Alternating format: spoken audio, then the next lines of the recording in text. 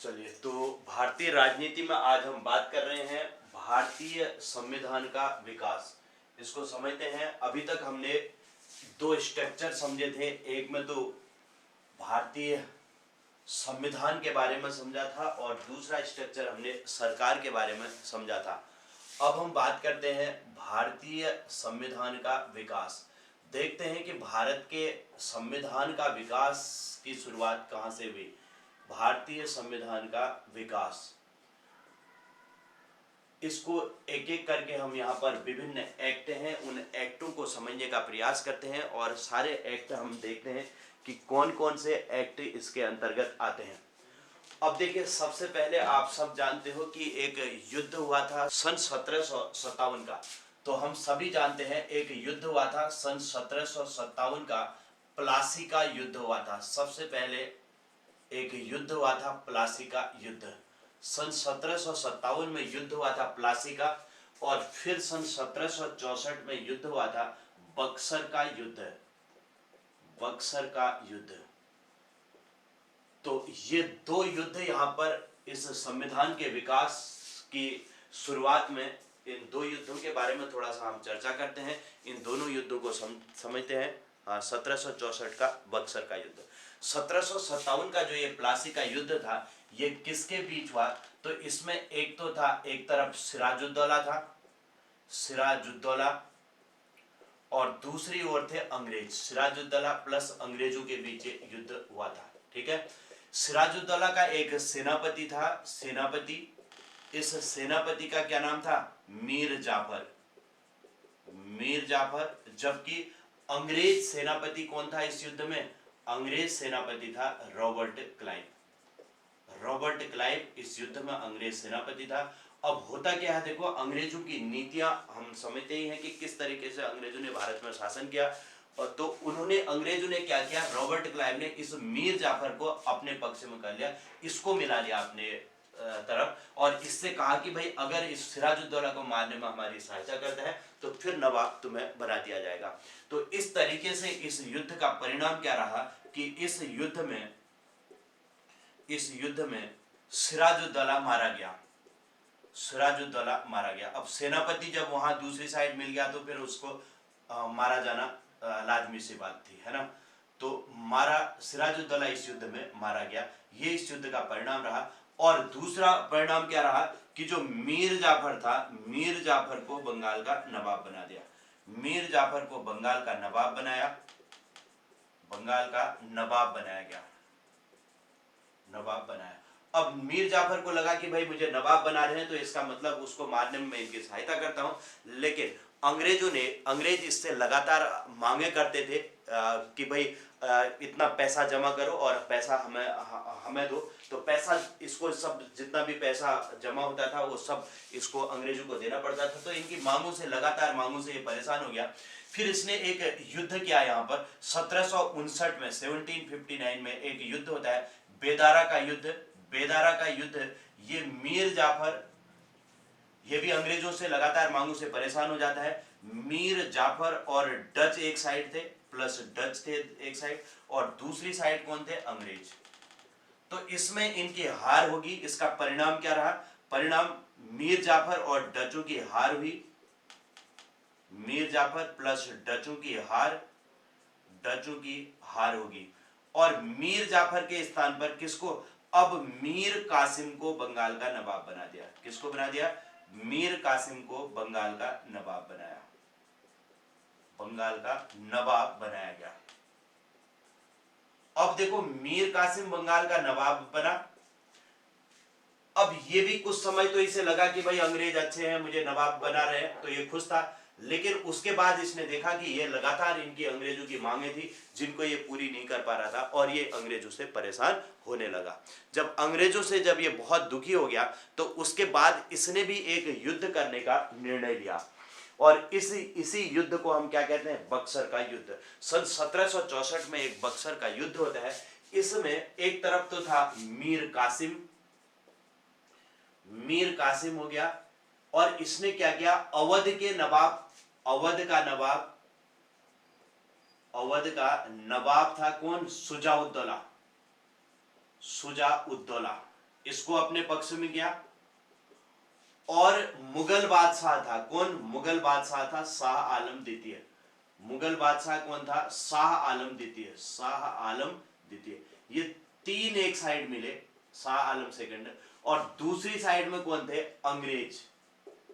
और इस क्वेश्चन में इसमें अक्सर ये पूछा जाता है अंग्रेज सेनापति कौन था इस युद्ध में? अंग्रेज सेनापति, ठीक है, क्या पूछा जाएगा? बक्सर के युद्ध में अंग्रेज सेनापति कौन था? तो इसका नाम था हेक्टर मुनरो। क्या नाम था? Hector Munro. बहुत अच्छा क्वेश्चन ये बनता है, अंग्रेज सेनापति इस युद्ध में कौन था? तो हेक्टर मुनरो। इस पर आप लोग ध्यान देंगे। अब हेक्टर मुनरो इस युद्ध में अंग्रेज सेनापति था। अब यहां पर हुआ क्या, देखो इस युद्ध का परिणाम क्या रहा? इस युद्ध का परिणाम ये रहा कि मीर कासिम को, अब इनकी हार होगी, ठीक है, इस युद्ध में अंग्रेजों की जीत होगी। युद्ध में अंग्रेजों की जीत हुई, अंग्रेजों की जीत हुई। और दूसरी ओर अंग्रेजों की तो जीत हुई, अब मीर कासिम को हटाकर मीर जाफर को पुनः, मीर जाफर कौन सा वाला? मीर जाफर को पुनः बंगाल का नवाब बना दिया। बंगाल का नवाब बनाया, ठीक है, नवाब बनाया। इसके बाद आप जानते हो इलाहाबाद की संधियां हुई थी, पहली दूसरी संधि, एक शुजाउद्दौला के साथ, एक शाह आलम द्वितीय के साथ। तो अंग्रेजों की यह भारत में क्या कहलाती है? अंग्रेजों की यह भारत में वास्तविक जीत कहलाती है। भारत में वास्तविक जीत कहलाती है, वास्तविक जीत कहलाती है, ठीक है। इसे अंग्रेजों की क्या कहते हैं? वास्तविक जीत कहते हैं। अब एक बार सभी लोग अच्छे से समझ जाए इसको, यही अंग्रेजों की वास्तविक जीत कहलाती है, ठीक है। एक बार सब लोग इस पर ध्यान देंगे, एक एक करके इन चीजों को समझेंगे। चलिए, तो हम जो बात कर रहे हैं यहां पर भारतीय संविधान के विकास की बात कर रहे हैं। हमने कहा कि यहां पर आप दो युद्धों को अच्छे से समझेंगे। ये तीन युद्ध हैं बेसिकली, एक 1757 का प्लासी का युद्ध, दूसरा 1759 का बेदारा का युद्ध, तीसरा 1764 का बक्सर का युद्ध। ये तीन युद्ध हमें समझने थे। 1757 का जो प्लासी का युद्ध था, ये सिराजुद्दौला और अंग्रेजों के बीच हुआ। इसमें सिराजुद्दौला का सेनापति था मीर जाफर, अंग्रेज सेनापति था रॉबर्ट क्लाइव। अब ये रॉबर्ट क्लाइव मीर जाफर के साथ मिल गया, ये आपस में मिल गए। इनने कहा कि भाई अंग्रेजों ने अगर इस युद्ध में हमारा साथ देते हो तो फिर तुम्हें नवाब बना दिया जाएगा। और इस युद्ध में इसी कारण से सिराजुद्दौला मारा गया, और फिर इसके बाद मीर जाफर को बंगाल का नवाब बना दिया। और यहां पर होता है, फिर इसके बाद मीर जाफर बंगाल का नवाब बन गया, लेकिन कुछ समय के बाद ये अंग्रेजों की लगातार बढ़ती मांगों से परेशान हो गया, और इसने भी एक युद्ध करने का निर्णय लिया, जिस युद्ध को हम कहते हैं बेदारा का युद्ध, सन 1759 में। अब इसी मीर जाफर ने यहाँ पर डचों के साथ मिलकर अंग्रेजों से युद्ध किया, और लेकिन इसका परिणाम ये रहा कि इनकी बुरी हार होगी। किसकी? मीर जाफर और डचों की बुरी हार होगी, ये इसका परिणाम रहा। और यहां पर परिणाम आपने ये देखा ही था, इस युद्ध का परिणाम क्या था, ठीक है। यहां पर मीर जाफर और डचों की हार होगी, और मीर जाफर को हटा करके मीर कासिम को क्या बना दिया? बंगाल का नवाब बना दिया गया। अब बन गया मीर कासिम बंगाल का नवाब। लेकिन कुछ समय के बाद मीर कासिम भी अंग्रेजों की लगातार बढ़ती मांगों से दुखी हो जाता है, और उसने एक युद्ध करने का निर्णय लिया, जिसे कहते हैं बक्सर का युद्ध, सन 1764 में। एक तरफ मीर कासिम, दूसरी तरफ अवध का नवाब शुजाउद्दौला और मुगल बादशाह शाह आलम द्वितीय, ये तीन के तीन एक साथ मिले। और दूसरी साइड में कौन थे? अंग्रेज। अंग्रेज सेनापति इस युद्ध में कौन था? Hector Munro. और इस युद्ध का परिणाम क्या रहा, इसे समझा, ये परिणाम बहुत इंपॉर्टेंट हो जाता है इस युद्ध का। इस युद्ध में अंग्रेजों की जीत होगी, और मीर कासिम को हटा करके फिर से इस मीर जाफर को बंगाल का नवाब बना दिया गया, और अंग्रेजों की यह भारत में वास्तविक जीत कहलाती है। अब यहां से क्या होता है? बंगाल के विभिन्न गवर्नर और गवर्नर जनरल बनने शुरू होते हैं। सबसे पहले बंगाल के गवर्नर बनते हैं, बंगाल के गवर्नर, फिर इनका नाम बंगाल के गवर्नर जनरल कर दिया गया, बंगाल के गवर्नर जनरल करते हैं, गवर्नर जनरल। और फिर नाम बदला जाता है, इनका नाम क्या कर देते हैं? भारत के गवर्नर जनरल कर देते हैं, गवर्नर जनरल। और फिर क्या बन जाते हैं? भारत के वाइसराय। फिर यहां से शुरू होते हैं भारत के वाइसराय बनने। तो वाइसराय, ये ये इनका क्रम है, इसको आप लोग ध्यान रखेंगे। सबसे पहले बंगाल के गवर्नर, फिर बंगाल के गवर्नर जनरल, फिर भारत के गवर्नर जनरल, और फिर उनका नाम बदल के भारत का वाइसराय किया जाता है। ये बनने शुरू होते हैं। इनमें जो पहले पहले थे उसकी मैं पहले ट्रिक बता रहा हूं। फिर यहां से शुरू होते हैं रेगुलेटिंग एक्ट आने, जिसमें सबसे पहला रेगुलेटिंग एक्ट आता है 1773 का। तो उस पर हम चर्चा करेंगे, जल्दी से आप लोग इसको बना लो, ठीक है। हाँ, और यहां से भारत, बिल्कुल भारत में अंग्रेजी शासन यहां से शुरू हो जाता है। सबसे पहले बंगाल में शुरू होता है और धीरे धीरे बढ़ करके भारत में शुरू हो जाता है। एक बार इसका सभी लोग स्क्रीनशॉट ले लो और इसको आप लोग जल्दी से, जिसको लिखना है जल्दी से लिख लो, फिर मैं आगे बढ़ रहा हूं। इसमें थोड़ा सा हम जल्दी से चलेंगे तो कुछ टॉपिक हमारे आगे बढ़ जाएंगे। जल्दी से इसे बना लो सभी लोग, फिर मैं आगे की चर्चा कर रहा हूं। चलिए, तो अब हम बात कर रहे हैं, एक ट्रिक सबसे पहले याद कर लेना, रॉबर्ट है विलियम की मासी। ये ट्रिक याद कर लो सभी लोग अच्छे से। सबसे पहले रॉबर्ट का मतलब हो गया रॉबर्ट क्लाइव, रॉबर्ट क्लाइव, है का मतलब हो गया वॉरेन हेस्टिंग, विलियम का मतलब हो गया विलियम बेंटिक, विलियम बेंटिक, और की का मतलब हो गया Lord Canning, Mountbatten, Mountbatten, और सी राजगोपालाचारी, राजगोपालाचारी। अब इस ट्रिक को सभी लोग एक बार याद कर लेना, फिर हम यहां पर भारतीय संविधान के विकास में विभिन्न एक्टों की बात करेंगे। रॉबर्ट क्लाइव क्या था? बंगाल का प्रथम गवर्नर था। बंगाल का प्रथम गवर्नर कौन था? Robert Clive. उसके बाद वॉरेन हेस्टिंग क्या था? बंगाल का प्रथम, बंगाल का, या फिर तीनों प्रेसिडेंटियों का भी कहते हैं, ध्यान रखना, प्रथम गवर्नर जनरल। प्रथम गवर्नर जनरल कौन था? इसका नाम था वॉरेन हेस्टिंग। अब विलियम बेंटिक क्या था? भारत, बंगाल की जगह अब क्या गया? भारत का प्रथम गवर्नर जनरल। गवर्नर जनरल कौन था? तो विलियम बेंटिक। फिर आ जाता है कैनिन, क्या था? भारत का प्रथम वाइसराय, प्रथम वाइसराय बना, वाइसराय। इसको याद रखोगे क्योंकि जब एक्ट पढ़ेंगे तो उनमें सब में ये इनके बारे में आएगा। और माउंट बेटन क्या थे? स्वतंत्र भारत, स्वतंत्र भारत के, भारत का प्रथम गवर्नर जनरल कौन था? गवर्नर जनरल, ये था माउंट बेटन। और स्वतंत्र भारत का पहला, स्वतंत्र भारत का प्रथम भारतीय गवर्नर जनरल, भारतीय गवर्नर जनरल, ये कौन बना? ये बना सी राजगोपालाचारी। तो जल्दी से इस ट्रिक को लिख लो। फिर अब देखो इसमें ये कब बना था? ये 1757 के प्लासी के युद्ध के बाद बना था। प्लासी के युद्ध के बाद, जब 1757 का प्लासी का युद्ध हुआ तो रॉबर्ट क्लाइव बंगाल का पहला क्या बना? गवर्नर।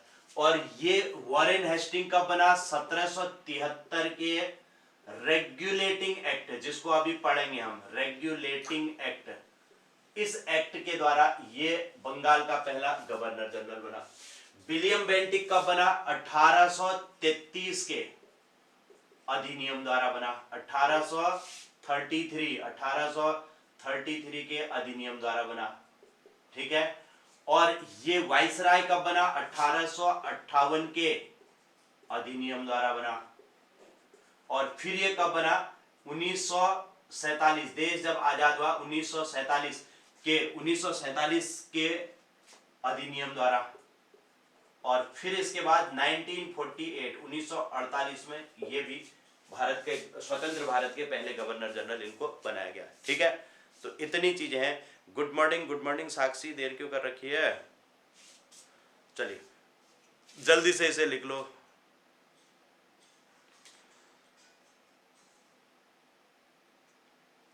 ठीक है। अब देखिए, भारतीय संविधान के विकास की हम बात कर रहे हैं। संविधान के विकास से संबंधित विभिन्न अधिनियम आते हैं, उन अधिनियमों को पढ़ते हैं। सबसे पहला जो अधिनियम है उसे कहते हैं नंबर 1 रेगुलेटिंग एक्ट कहते हैं। Regulating act. ये रेगुलेटिंग एक्ट कब आया? तो 1773 का रेगुलेटिंग एक्ट सबसे इंपॉर्टेंट एक्ट है, इसे कहते हैं 1773 का रेगुलेटिंग एक्ट। ठीक है, हाँ 1773 का रेगुलेटिंग एक्ट। अब इस एक्ट के तहत क्या क्या हुआ, इसमें दो तीन बातें ध्यान रखना। सबसे पहले तो मैंने आपसे यही कहा था कि इस अधिनियम के तहत नंबर 1 पहला पॉइंट क्या है, देखो इस अधिनियम के तहत बंगाल के गवर्नर का नाम, बंगाल के गवर्नर का नाम बंगाल का गवर्नर जनरल कर दिया गया। बंगाल का गवर्नर जनरल कर दिया। और किसे बनाया गया, और अभी पढ़ा था वॉरेन हेस्टिंग को बंगाल का प्रथम गवर्नर जनरल बनाया गया। ये काम किया गया इस एक्ट के तहत। सबसे पहली बात तो इसको याद रखेंगे, इंपॉर्टेंट है बिल्कुल।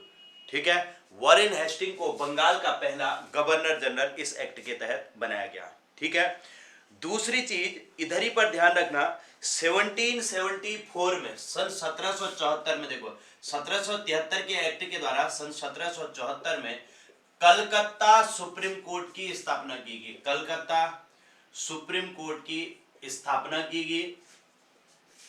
की,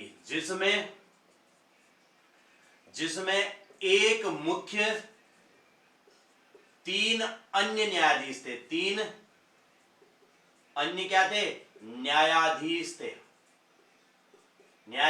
और मुख्य न्यायाधीश का नाम पूछा जाता है, मुख्य न्यायाधीश का नाम क्या था, का नाम एलिजाह इम्पे था।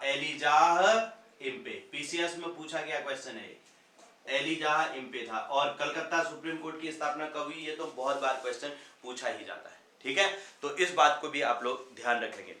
इसके अलावा देखो, जो ईस्ट इंडिया कंपनी के लोग थे, कंपनी के लोगों को, तीसरी बात देखो, कंपनी के लोगों को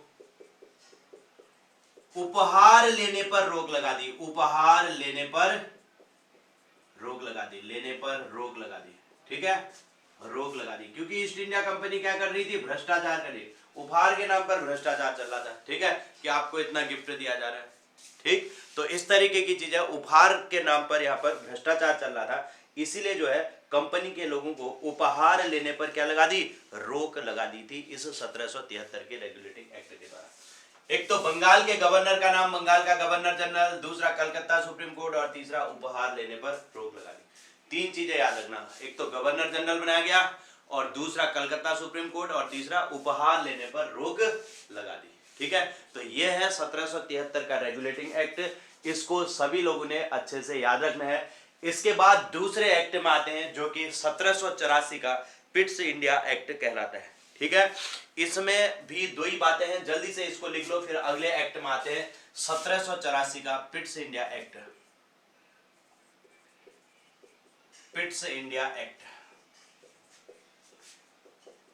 दूसरा एक्ट आता है 1784 का पिट्स इंडिया एक्ट। पहले हमने पढ़ा 1773 का रेगुलेटिंग एक्ट, दूसरा आएगा 1784 का पिट्स इंडिया एक्ट। जल्दी से इन पॉइंटों को लिखते रहो साथ ही साथ, और फिर हम आगे बढ़ते रहते हैं। जैसे जैसे लिखते रहोगे तो डन लिख देना साथ में, जिससे पता चलते रहेगा कि आप लोग ने लिख लिया है। ठीक है, अब हेडिंग लिखेंगे, नेक्स्ट लिखेंगे 1784 का पिट्स इंडिया एक्ट।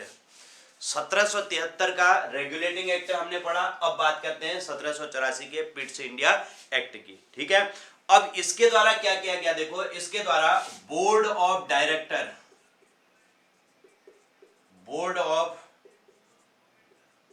डायरेक्टर और बोर्ड ऑफ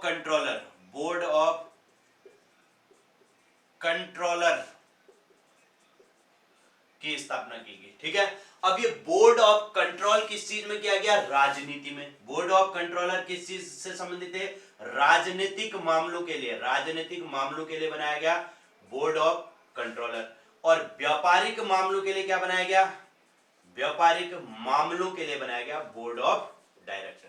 ठीक है, तो इसको ध्यान रखेंगे कि इस एक्ट के द्वारा बोर्ड ऑफ डायरेक्टर और बोर्ड ऑफ कंट्रोलर बनाए गए। बोर्ड ऑफ डायरेक्टर तो व्यापारिक मामलों के लिए और बोर्ड ऑफ कंट्रोलर किस चीज के लिए बनाए गए थे? राजनीतिक मामलों के लिए बनाया गया। क्लियर हो गया? एक तो ये हो गया। दूसरा, इंग्लैंड में एक कोर्ट की स्थापना की गई। इंग्लैंड में देखो, यहां तो कलकत्ता सुप्रीम कोर्ट था, यहां इंग्लैंड का हाई कोर्ट था। इंग्लैंड में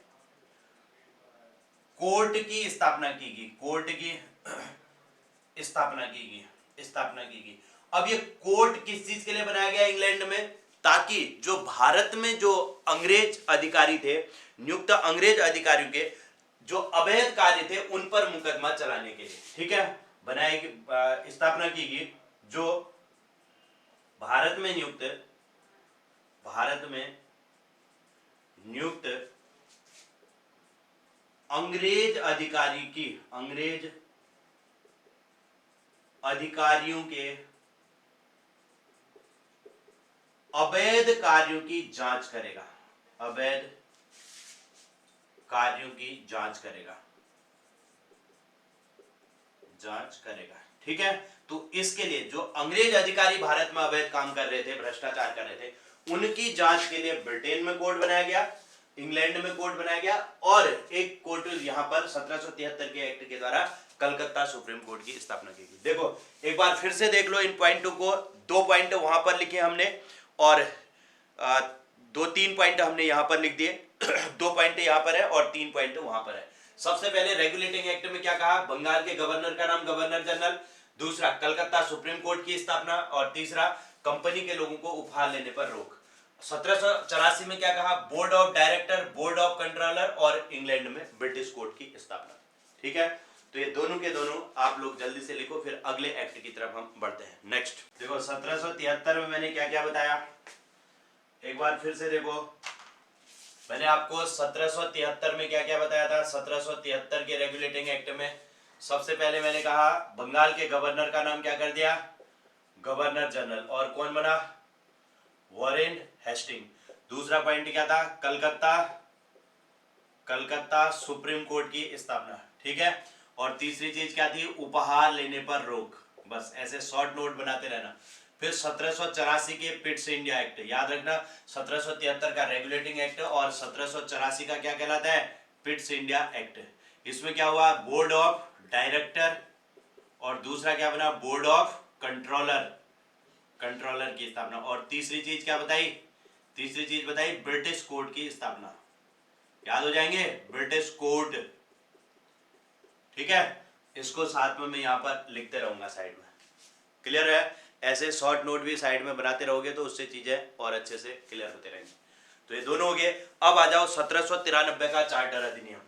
अगला आता है 1793 का, यह है चार्टर अधिनियम। चार्टर 1793 का क्या कहलाता है? चार्टर अधिनियम।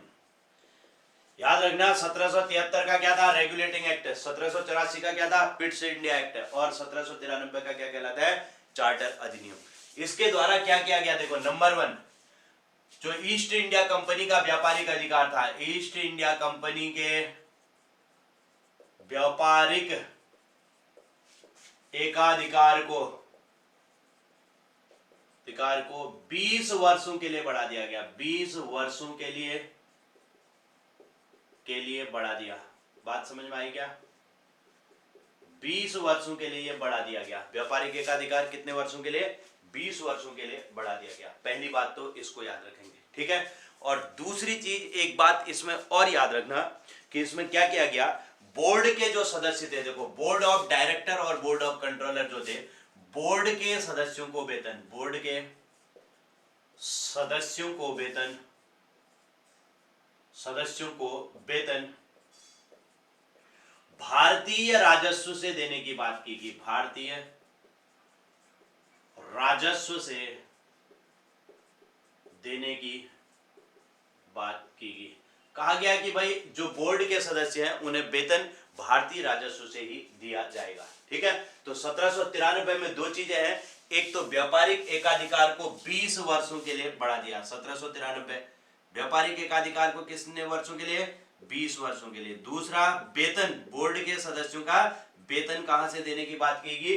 भारतीय राजस्व से देने की बात की गई। ठीक है, तो ये भी आपका क्लियर हो चुका होगा। अब सीधे आते हैं 1813 में। ठीक है, 1813 का भी क्या कहलाता है? 1813 का चार्टर अधिनियम कहलाता है। अब देखो 1793 से 1813 तक 20 वर्षों के लिए ईस्ट इंडिया कंपनी के व्यापारिक एकाधिकार को बढ़ाया था। लेकिन 1813 में जैसे ही आते हैं, यहां पर क्या कर दिया कि जो ईस्ट इंडिया कंपनी थी, कंपनी के व्यापारिक एकाधिकार को क्या कर दिया? एकाधिकार को समाप्त कर दिया। क्या कर दिया? समाप्त कर दिया। ये ईस्ट इंडिया कंपनी के व्यापारिक एकाधिकार को समाप्त कर दिया गया। ठीक है, व्यापारिक एकाधिकार को समाप्त कर दिया गया, को समाप्त कर दिया। ठीक है, समाप्त कर दिया गया। तो पहली बात तो ये होगी। और दूसरी बात देखो, जो ईस्ट इंडिया कंपनी थी, इसे केवल चाय और चीन के साथ व्यापार का एकाधिकार दिया गया, किंतु साथ में क्या किया गया? चाय व चीन के साथ व्यापारिक एकाधिकार प्रदान किया गया। एकाधिकार प्रदान किया गया। कहा गया कि भाई तुम चाय और चीन के साथ व्यापार केवल ईस्ट इंडिया कंपनी करेगी, लेकिन बाकी अन्य जो व्यापार के चीजें हैं वो सब अन्य लोग भी व्यापार कर सकते हैं। जो ब्रिटेन से अन्य लोग आएंगे वो भी व्यापार कर सकते हैं, लेकिन चाय का व्यापार और चीन देश के साथ व्यापार ईस्ट इंडिया कंपनी ही करेगी। ठीक है, तो व्यापारिक एकाधिकार इसके समाप्त कर दिए गए ईस्ट इंडिया कंपनी के। और दूसरी बात, जो ईसाई मिशनरी होते थे उस टाइम पे, ईसाई मिशनरी आते थे, ईसाई मिशनरियों को भारत में ईसाई धर्म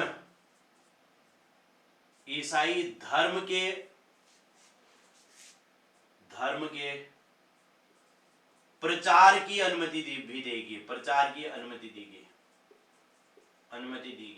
ठीक है, जो समुद्री जहाज होते थे उनमें एक एक ईसाई मिशनरी हुआ करते थे, और उन ईसाई मिशनरियों को भारत में ईसाई धर्म के प्रचार प्रसार की अनुमति भी दे दी गई। कहा गया कि भाई अब आप लोग यहाँ पर प्रचार, ईसाई धर्म का भी प्रचार करो।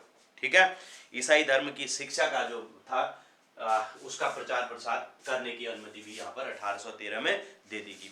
अब यहां से आता है 1833 का चार्टर अधिनियम। 1833 का चार्टर अधिनियम, मैं इनको रिवीजन करते रहूंगा, रिपीट करते रहूंगा, आप लोग बिल्कुल अच्छे से ध्यान देना। 1833 का चार्टर अधिनियम। अब इस अधिनियम में अगर आपको ध्यान होगा, रॉबर्ट है विलियम की मासी बताया था। रॉबर्ट क्लाइव, मैंने कहा था 1757 के प्लासी के युद्ध के बाद बंगाल का गवर्नर बना था। है का मतलब था वॉरेन हेस्टिंग 1773 के रेगुलेटिंग एक्ट के द्वारा बंगाल का गवर्नर जनरल बन गया था। रॉबर्ट है विलियम का मतलब मैंने आपको विलियम बेंटिक बताया था, और मैंने कहा था कि 1833 के अधिनियम के द्वारा, ठीक है, क्या कर दिया गया? बंगाल के गवर्नर जनरल का नाम भारत का गवर्नर जनरल कर दिया गया। बंगाल के गवर्नर का नाम भारत का गवर्नर जनरल कर दिया, गवर्नर जनरल कर दिया। और किसे बनाया गया? और किसे? रॉबर्ट है विलियम बेंटिक को, विलियम बेंटिक को भारत का गवर्नर जनरल, भारत का प्रथम, लिख देता हूं, प्रथम गवर्नर जनरल बनाया गया, गवर्नर जनरल बनाया गया। ठीक है, और किसको बना दिया? विलियम बेंटिक को भारत का प्रथम गवर्नर जनरल बना दिया। क्लियर हो गया? तो इस चीज को आप लोग याद रखना, ये इंपॉर्टेंट होता है और पूछा भी जाता है। दूसरी बात देखो, ईस्ट इंडिया कंपनी को हमने यहां पर कहा था चाय व चीन के साथ व्यापार का अधिकार दिया गया था, तो कंपनी से चाय व चीन के साथ व्यापारिक एकाधिकार को, कंपनी के चाय व चीन के साथ व्यापारिक एकाधिकार को भी समाप्त कर दिया है, एकाधिकार भी समाप्त कर दिया। तो जो ईस्ट इंडिया कंपनी थी, यहां पर तो उसके व्यापारिक एकाधिकार 1813 में खत्म हो गए थे, लेकिन चाय व चीन के साथ व्यापारिक एकाधिकार था 1833 में आकर के उसको भी खत्म कर दिया गया। समझ में आ रहा है क्या सबके? एक बार मुझे मैसेज करो तो समझ में आ रहा है या नहीं आ रहा है, एक बार मुझे बताओ तो।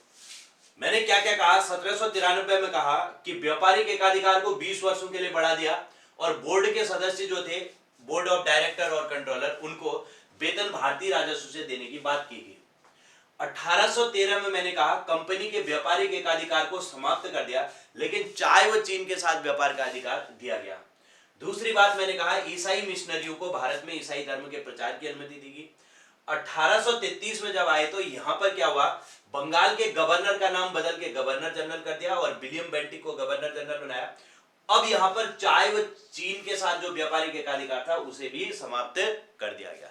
ठीक है, तो यहां तक की चीजें हमने लिख ली है। एक बार इनको जल्दी से लिख लो, फिर मैं एक बार इनको रिवीजन करा देता हूं, फिर आगे बढ़ते हैं।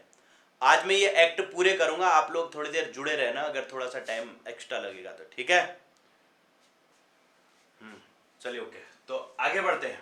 अच्छा, अब सभी लोग एक बार यहां पर फोकस करेंगे जितने हमने एक्ट पढ़ लिए। पहला था 1773 का रेगुलेटिंग एक्ट। रेगुलेटिंग एक्ट में हमने 3 बातें पढ़ी है। कौन कौन सी? एक तो बंगाल के गवर्नर का नाम गवर्नर जनरल कर दिया, दूसरा कलकत्ता सुप्रीम कोर्ट की स्थापना की गई, तीसरा उपहार लेने पर रोक लगा दी, कंपनी के लोगों को उपहार लेने पर रोक लगा दी।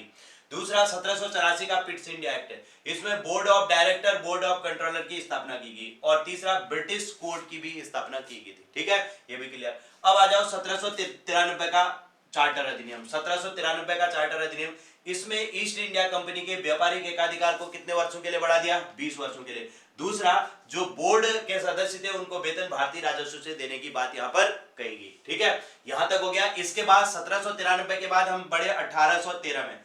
1813 का अधिनियम, चार्टर अधिनियम, इसमें देखो जो कंपनी थी, कंपनी के एक तो व्यापारिक एकाधिकार को समाप्त, ठीक है, किसको समाप्त किया गया? जो व्यापारिक एकाधिकार था उसे एकाधिकार समाप्त हुआ।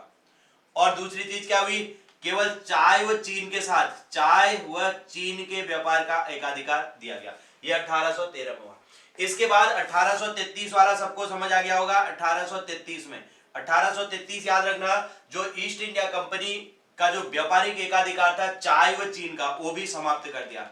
चाय व चीन का के साथ व्यापारिक एकाधिकार भी समाप्त है। यहां पर समाप्त, यहां पर रखा था। ठीक है, और दूसरी बात हमने कहा बंगाल के गवर्नर का नाम क्या कर दिया गया? भारत का गवर्नर जनरल। बंगाल के गवर्नर जनरल का नाम क्या कर दिया? भारत का गवर्नर जनरल। भारत का गवर्नर जनरल कर दिया गया। ठीक है, गवर्नर जनरल बना दिया गया। तो ये 1833 तक हमारी चीजें क्लियर होगी। यहां तक सबको चीजें क्लियर होंगी। अब यहां से हम आगे बढ़ते हैं। ठीक है, चलिए अब आप लोग हेडिंग लिखेंगे 1853 का चार्टर अधिनियम। नेक्स्ट लिखेंगे 1853। चलिए, तो नेक्स्ट हेडिंग लिखेंगे 1853 का चार्टर अधिनियम। नेक्स्ट हेडिंग लिखेंगे 1853 का चार्टर अधिनियम। ठीक है, 1853 का चार्टर अधिनियम, ये भी इंपॉर्टेंट हो जाता है। इसमें एक पॉइंट है, इसमें क्या था देखो, सिविल सेवकों की भर्ती हेतु, देखो अब इसको समझना, सिविल सेवकों की भर्ती हेतु, सिविल सेवकों की भर्ती हेतु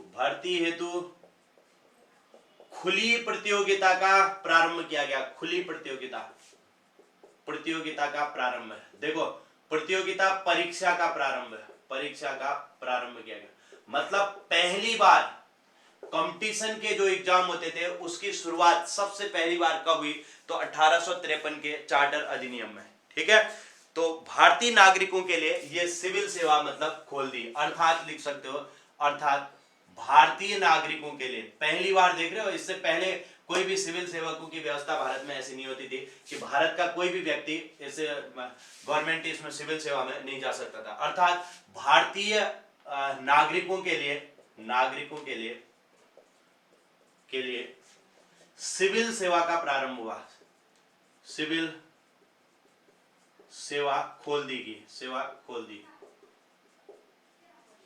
ठीक है, भारतीय लोगों को छोटे क्लर्क के ग्रेड पर रखा जाता था, बाकी जो बड़े पद होते थे उन पर अंग्रेजों को ही रखा जाता था। लेकिन यहां पर पहली बार भारतीय नागरिकों के लिए सिविल सेवा को खोल दिया गया। तो यह है 1853 का चार्टर अधिनियम। अब यहां से जो इंपोर्टेंट आता है वो आता है 1858 का चार्टर अधिनियम, कहते हैं चार्टर अधिनियम। यहां से शुरू हो जाता है 1858 का, क्योंकि यहां पर आप जानते हो 1857 की एक क्रांति हुई, उसके बाद 1858 का चार्टर अधिनियम आता है। इसी को हम ताज का शासन भी कहते हैं। क्या कहते हैं इसे? ताज का शासन भी शुरू होता है। ब्रिटिश ताज का शासन या ब्रिटिश संसद का। अभी तक जो शासन था वो ईस्ट इंडिया कंपनी का शासन था। किसका शासन था अभी तक? ईस्ट इंडिया कंपनी यहां पर शासन कर रही थी। लेकिन अब शासन कौन करेगा?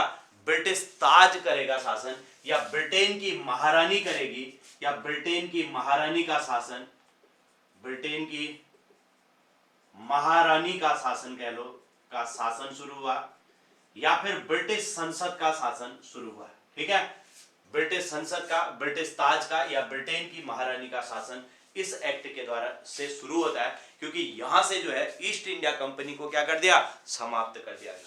ठीक है, कहा कि भाई ईस्ट इंडिया कंपनी तुम्हें परेशान कर रही है, इसलिए तुम क्रांति कर रहे हो, तो हम ईस्ट इंडिया कंपनी को समाप्त कर देते हैं। लेकिन दूसरी जगह और क्या कहा? इसके द्वारा इन्होंने कहा कि नंबर 1, जो भारत का गवर्नर जनरल था, भारत के गवर्नर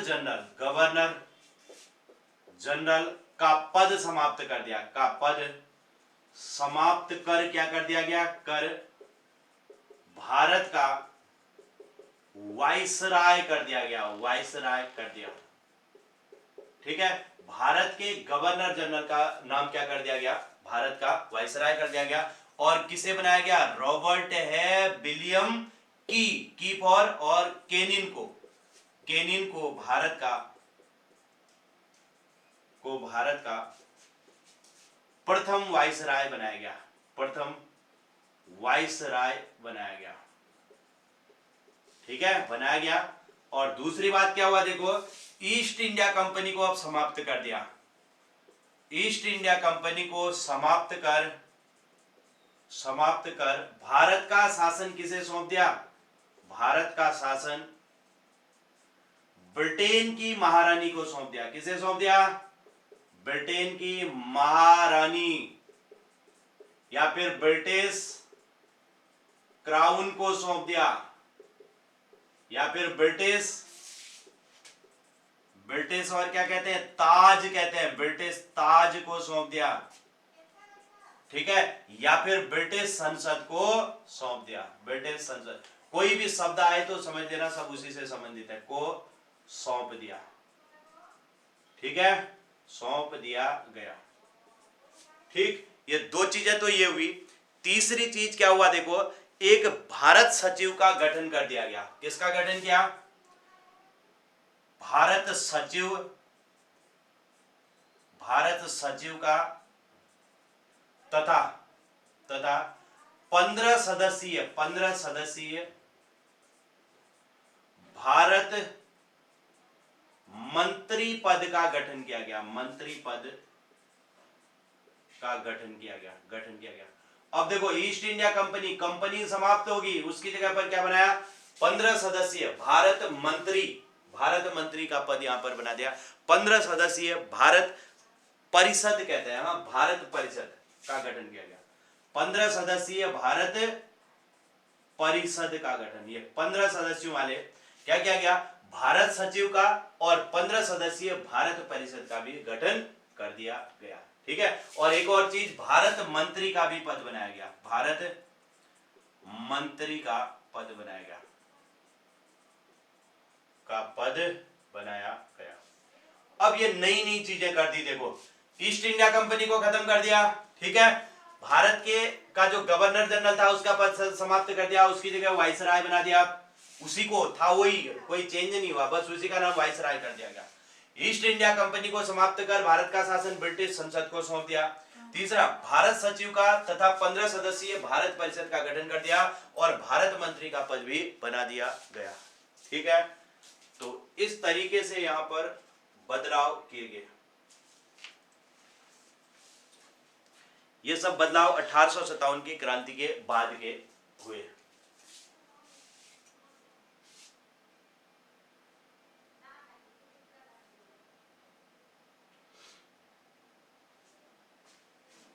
चलिए, तो अब इनको आप लोग जल्दी से लिख लो और इनको पढ़ते रहना। पिछला 1773 में गवर्नर जनरल, बंगाल के गवर्नर की जगह बंगाल का गवर्नर जनरल बनाया गया। कलकत्ता सुप्रीम कोर्ट की स्थापना और उपहार लेने पर रोक लगाएगी। 1784 में board of director, board of controller और ब्रिटिश कोर्ट की स्थापना की गई। 1793 में ईस्ट इंडिया कंपनी के व्यापारिक एकाधिकार को 20 वर्षों के लिए बढ़ाया गया और बोर्ड के सदस्यों को वेतन भारतीय राजस्व से देने की बात की गई। और फिर 1813 में जो ईस्ट इंडिया कंपनी थी उसके एकाधिकार को समाप्त कर दिया। केवल चाय व चीन के साथ व्यापार करने का एकाधिकार दिया गया। 1833 में चाय व चीन के साथ व्यापार के एकाधिकार को भी समाप्त कर दिया और भारत के बंगाल के गवर्नर जनरल का नाम भारत का गवर्नर जनरल कर दिया गया। ये तो था 1833 तक। फिर 1853 में आपने देख लिया कि सिविल सेवा को भारतीयों के लिए भी खोल दिया गया। 1858 वाले पॉइंट को याद रखना। एक तो बंगाल के जो भारत का गवर्नर जनरल था उसको वाइसराय कर दिया। दूसरा, ईस्ट इंडिया कंपनी को समाप्त कर भारत का शासन ब्रिटेन की महारानी को सौंप दिया और भारत सचिव का पद बनाया और 15 सदस्यीय भारत परिषद और भारत मंत्री का भी गठन किया गया। ठीक है, चलिए जल्दी कंप्लीट करें सभी। अब लिखेंगे 1861 का भारत परिषद अधिनियम। नेक्स्ट आता है 1861 का भारत परिषद अधिनियम। ठीक है, दूसरा देखो, दूसरा आता है 1892 का भारत परिषद। दूसरा आता है 1892 का भारत परिषद अधिनियम। ठीक है, इनमें क्या हुआ देखो, एक एक करके समझते हैं। तीसरा हम बात करते हैं सन 1909 का। 1909 का क्या कहलाता है? 1909 का मार्ले मिंटो सुधार कहलाता है। क्या कहलाता है? मार्ले मिंटो सुधार अधिनियम कहलाता है। सुधार अधिनियम। तो इन तीनों को मैं एक साथ बता रहा हूं, बिल्कुल एक ज्यादा कुछ नहीं है, एक एक पॉइंट है बस।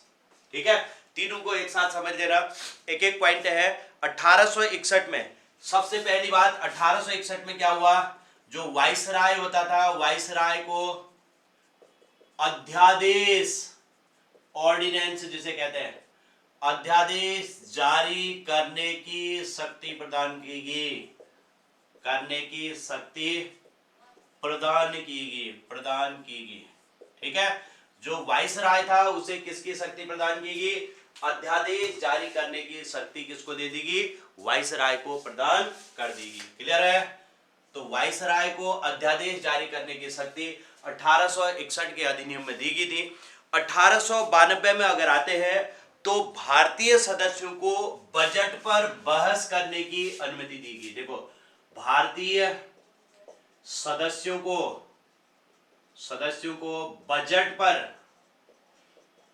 बजट पर बहस करने की अनुमति तो दी गई, ठीक है, बजट पर बहस करने की अनुमति दी गई, लेकिन जो पूरक प्रश्न होते थे, पूरक प्रश्न पूछने का अधिकार नहीं दिया गया। परंतु पूरक प्रश्न मतलब क्रॉस क्वेश्चनिंग, परंतु पूरक प्रश्न पूछने का अधिकार नहीं दिया गया। ठीक है, ये एक पॉइंट इसमें याद रखेंगे। 1892 में क्या हुआ? भारतीय सदस्यों को बजट पर बहस करने की अनुमति दी गई, परंतु पूरक प्रश्न पूछने का अधिकार नहीं दिया गया। क्लियर हो गया? लेकिन 1909 में जाते हैं तो बजट पर पूरक प्रश्न पूछने का भी अधिकार दिया गया। पूरक प्रश्न पूछने का पूछने का अधिकार प्रदान कर दिया गया। दोनों में अंतर समझ आया? प्रदान कर दिया गया। ठीक है, यहां पर क्या हुआ था देखो 1861 में फिर से देखो भारत परिषद में वायसराय को अध्यादेश जारी करने की शक्ति। 1892 में क्या हुआ? 1892 में भारतीय सदस्यों को बजट में बहस करने की अनुमति तो दी, लेकिन पूरक प्रश्न पूछने की अनुमति नहीं दी। यहां पर क्या हुआ? बजट पर पूरक प्रश्न पूछने का अधिकार दिया गया। लेकिन 1909 के मार्ले मिंटो सुधार अधिनियम को किस चीज के लिए जाना जाता है? इस अधिनियम को क्या कहते हैं? इस अधिनियम को मार्ले मिंटो सुधार कहा गया, जिसके द्वारा क्या किया गया? जिसके द्वारा, पढ़ा है ना पहले हिस्ट्री में, मुस्लिमों को सांप्रदायिक, याद आ रहा है, रूप से निर्वाचित होने का अधिकार प्रदान किया गया। याद है ना सभी को? प्रदान किया गया 1909 में। 1909 का मार्ले मिंटो सुधार, और उसके द्वारा मुस्लिम वर्ग को सांप्रदायिक रूप से निर्वाचित होने का अधिकार प्रदान किया गया था। लिखा है ना पहले ही हिस्ट्री में, ये चीजें हम ऑलरेडी पढ़ चुके हैं। क्लियर हो गया? चलिए, तो इसको जल्दी से कंप्लीट करो और उसके बाद 1919 में आएंगे, और 1919 वाला भी सबको पता ही है, क्या कहते हैं उसे? मॉन्टेग्यू चेम्सफोर्ड सुधार। और फिर 1935 और 1947। अगले 10 मिनट में जल्दी से खत्म कर रहे हैं, फटाफट इसको लिख लो। अब देखिए, अब दो एक्ट सबसे पहले पढ़ते हैं हम। 1919 का अधिनियम, 1919 का अधिनियम और 1935 का अधिनियम, इन दोनों को पढ़ते हैं। 1919 का भारत शासन अधिनियम कहलाता है, और 1935 का भारत शासन अधिनियम। तो हेडिंग लिखेंगे 1919 का भारत शासन अधिनियम और 1935 का भारत सरकार अधिनियम। इन दोनों को समझो एक साथ, भारत सरकार अधिनियम। 1919 का भारत शासन अधिनियम और 1935 का भारत सरकार अधिनियम। ठीक है, अब देखो 1919 के अधिनियम को एक और नाम से जानते हैं। इस अधिनियम को क्या कहते हैं बताइए? इस अधिनियम को मॉन्टेग्यू चेम्सफोर्ड सुधार कहते हैं। क्या कहते हैं? मॉन्टेग्यू चेम्सफोर्ड सुधार कहते हैं। सबको याद है? कहते हैं। ठीक है, इस अधिनियम के द्वारा प्रांतों में क्या कर दिया? द्वैध शासन लगा दिया। क्या लगा दिया?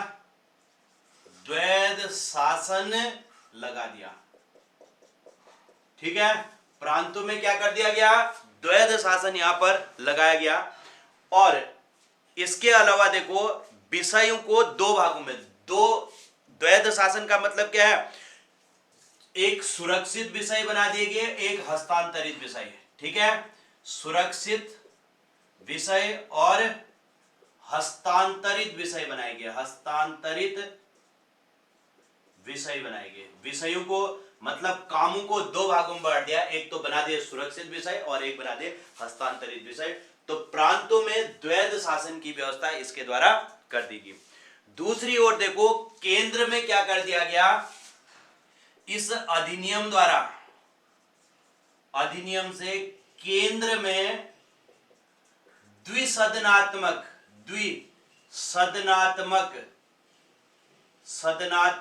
व्यवस्था की गई। दो सदन बना दिए केंद्र में, दो सदन। जैसे एक लोकसभा और एक राज्यसभा होता है, एक उच्च सदन एक निम्न सदन होता है, वैसे ही दो सदन बनाए। एक राज्य परिषद बनाया, और दूसरी बनाई विधानसभा। देखो, जैसे अभी विधानसभा और विधान परिषद होती है। विधानसभा निम्न सदन था, निम्न सदन बनाया, और राज्य परिषद कैसा? उच्च सदन। ये ऐसे दो भागों में इसे बांट दिया। केंद्र में द्विसदनात्मक व्यवस्था कर दी, दो सदन बना दिए, और प्रांतों में क्या कर दिया? द्वैध शासन लगा दिया गया इसके बाद। ठीक है, इसके अलावा देखो महिलाओं को मताधिकार का अधिकार दिया गया। महिलाओं को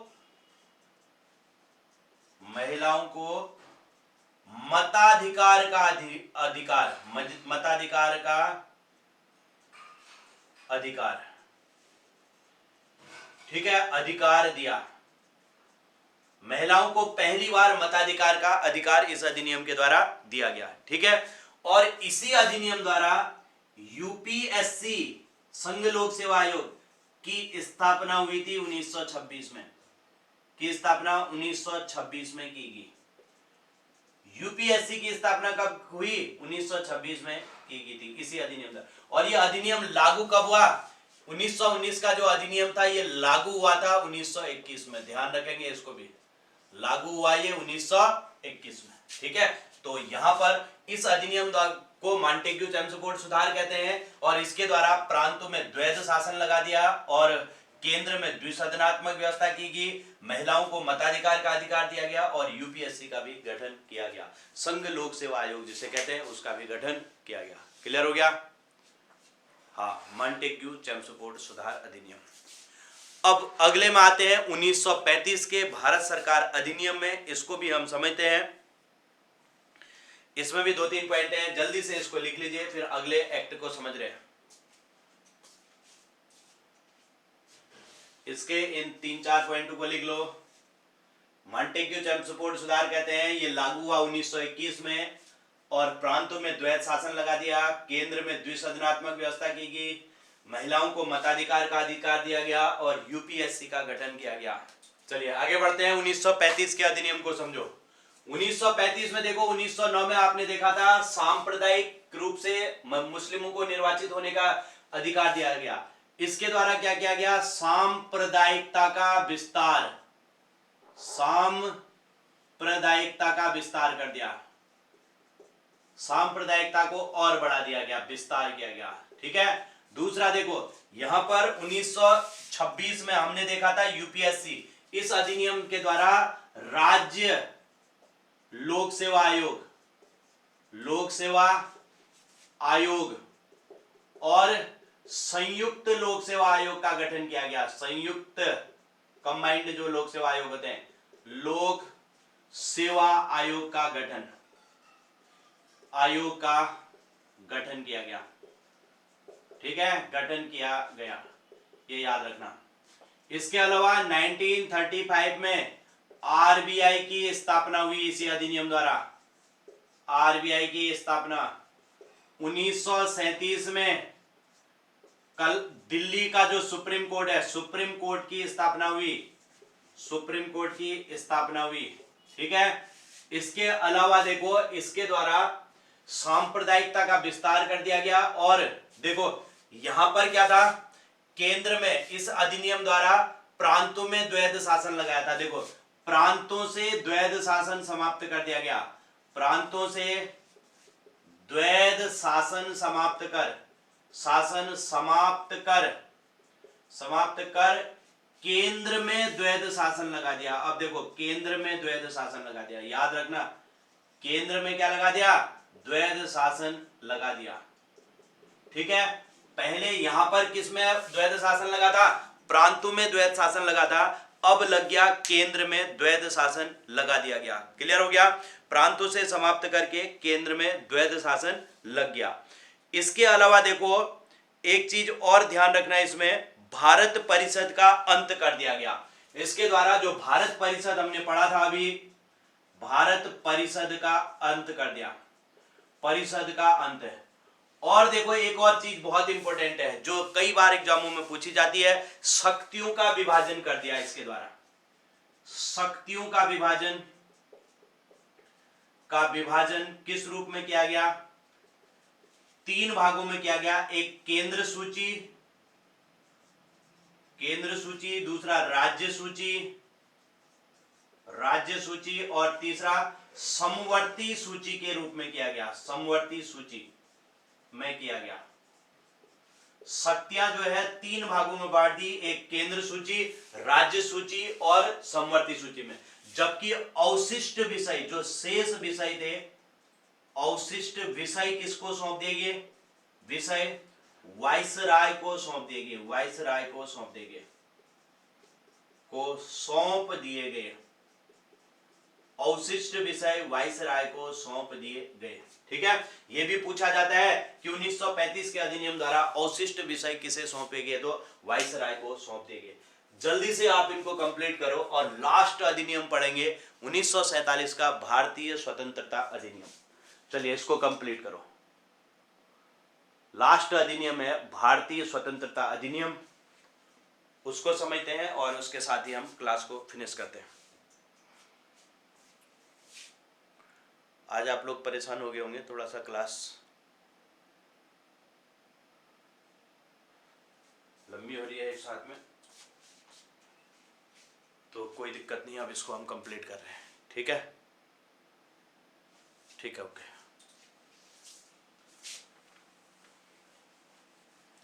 लास्ट अधिनियम लिखेंगे 1947 भारतीय स्वतंत्रता अधिनियम। लास्ट अधिनियम लिखेंगे भारतीय स्वतंत्रता अधिनियम 1947। ठीक है, ठीक है, ओके। तो भारतीय स्वतंत्रता अधिनियम 1947,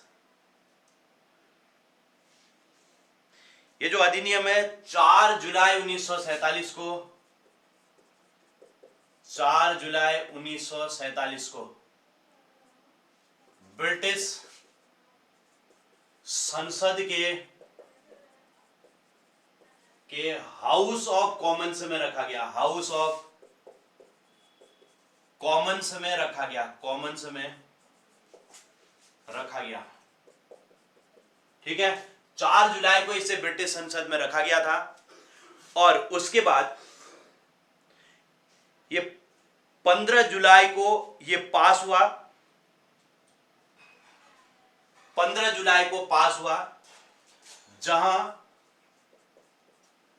15 जुलाई 1947 को पास हुआ, 1947 को पास हुआ। ठीक है, और फिर 16 जुलाई 1947 को, 16 जुलाई 1947 को हाउस ऑफ लॉर्ड्स में रखा गया, हाउस ऑफ लॉर्ड्स में रखा गया, लॉर्ड्स। एक तो हाउस ऑफ कॉमन्स हो गया, दूसरा हाउस ऑफ लॉर्ड्स में रखा गया, और 18 जुलाई को यहां पर भी पास हुआ, 18 जुलाई 1947 को पास हुआ, पास हो गया। ठीक है, मतलब मूल रूप से आप ये समझ सकते हो कि 4 जुलाई 1947 को इसे रखा गया और 18 जुलाई 1947 को ब्रिटिश संसद में यह अधिनियम पास हुआ। 4 जुलाई 1947 को ब्रिटिश संसद में रखा गया और 18 जुलाई को यह पास हुआ। अब क्लियर हो गया, क्योंकि 18 जुलाई को यह पास हुआ। ठीक है, दोनों सदनों में मतलब पास हो गया। इसके बाद इसमें निम्नलिखित व्यवस्थाएं की गई। अब इसमें क्या कहा गया देखो, इसके तहत 15 अगस्त 1947 को, इसके तहत 15 अगस्त 1947 को भारत आजाद कर 2 भागों में बांट दिया जाएगा, 2 भागों में बांटा जाएगा। नंबर 1 भारत, नंबर 2 पाकिस्तान, ऐसे 2 अधिराज्य बना दिए जाएंगे। ये इसमें व्यवस्था की गई। ठीक है, और दोनों के अलग अलग प्रधानमंत्री और अलग अलग क्या होंगे, अलग अलग गवर्नर जनरल होंगे, गवर्नर जनरल होंगे, ये कहा गया। क्लियर हो गया। और इसके बाद दोनों के अलग अलग प्रधानमंत्री बनाए गए और गवर्नर जनरल भी बनाए गए। अब इसमें भारत के प्रधानमंत्री कौन बने और गवर्नर जनरल कौन बने, इसको याद रखना है। और पाकिस्तान के प्रधानमंत्री और गवर्नर जनरल कौन बने, इसको भी याद रखना है। ठीक है, भारत और पाकिस्तान दो हुए, दो अधिराज्य बन गए, दोनों के अलग अलग प्रधानमंत्री और क्या बने, गवर्नर जनरल बने। ठीक है, भारत के प्रधानमंत्री कौन बने, पंडित नेहरू। पाकिस्तान के प्रधानमंत्री कौन बने, लियाकत अली। पूछा जाता है बहुत बार क्वेश्चन यहां पर। भारत के गवर्नर जनरल कौन बने, रॉबर्ट है विलियम की मासी, माउंटबेटन, माउंटबेटन बने। और पाकिस्तान के कौन बने, मोहम्मद अली जिन्ना, मोहम्मद अली जिन्ना पहले गवर्नर जनरल। ठीक है, तो ये है भारतीय स्वतंत्रता अधिनियम 1947। अब बताइए क्लियर हुआ क्या?